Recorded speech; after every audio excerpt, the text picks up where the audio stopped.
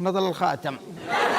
وهذه دليل على أن القصة حقيقية عندما كانت نهايتها هكذا. أما الآن سأحكي لكم قصة مؤثرة، وهي قصة تروى.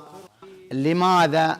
لنتعظ جميعا. كان هناك امرأة معها ابنها الصغير عمره 2 أو 1.5 سنة، لم يستطع أن لا قد يعني يمشي، ولكنه لا يستوعب ماذا يحدث. فعندما هي في الدور، هي معاهم 3 أدوار 4 أدوار. ستسألون لماذا 4 أدوار؟ رزقهم الله، لا تسألني عن شيء لا تعرف أنه رزقها الله وزوجها، الله يرزقهم، ليش الحسد؟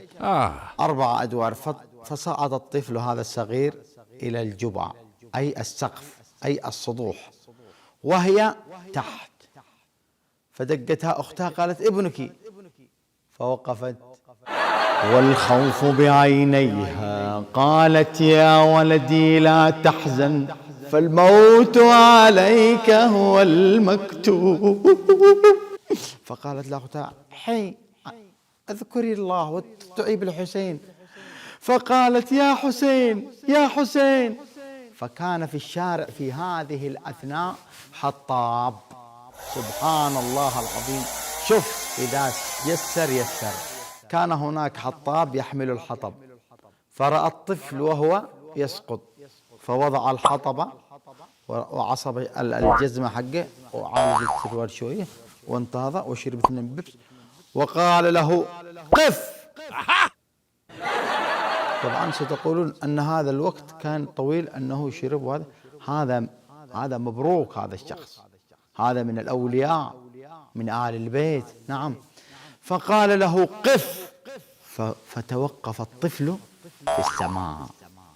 سبحان الله، توقف في السماء، ولكن الطفل جلس يتحرك ويقول له قر وهو يتحرك، الدود وهو يتحرك حتى سقط. خفتم صح؟ ليست هذه نهاية القصة، أنا أمزح معكم. بل قال له قف، ونزل الطفل تدريجيا والمرأة ترى وهي سعيدة، حتى وصل إلى أحضان هذا الحطاب، فأخذه الحطاب وهرب، سرقه الحطاب. لا حول ولا قوة إلا بالله. المرأة جلست تواتساب ومعها جروب المؤمنات. ايش استفدتي بالواتساب وولدش قارح جو؟ لماذا تنشغلن بالواتساب وولدش انت بتعقلي؟ فهذه قصة، ونستفيد من القصة ماذا؟ أنها هذه المرأة هي التي أهملت وقصرت في حق ابنها.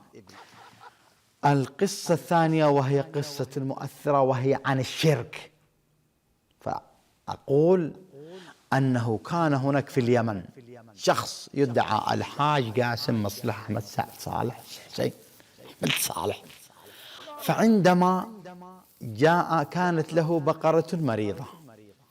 البقرة المريضة قالوا له خذها إلى البيطري، قال لا، سآخذ عسل وسمن ودراهم. وذهب إلى السيد الذي في قريتهم وهو من آل البيت، رجل صالح نقي تقي. سبحان الله العظيم.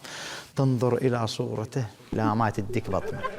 فإذا به أول ما قال له يا سيدي لو هو أخذها ولو باعها كان. بس نشوف، هي هذه الحلقة اسمها قصة عظات وعبر، يعني عقلك في رأسك تعرف خلاصك. وصل هذا الرجل إلى عند هذا السيد وقال له يا سيدي البقرة مريضة. وماذا؟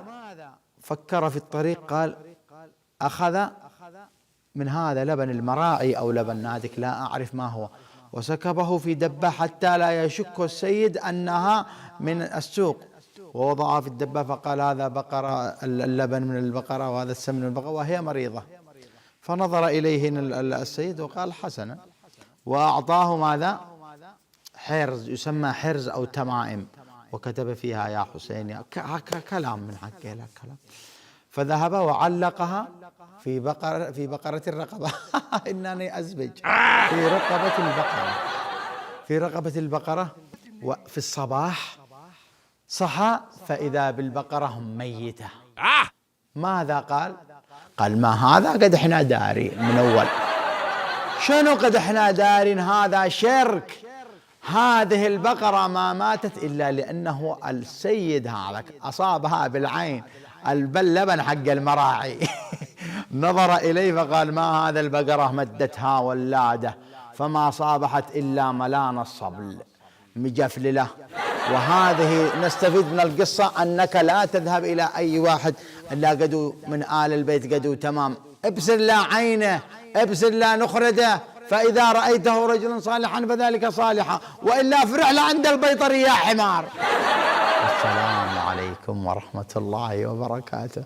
صلوا على آله.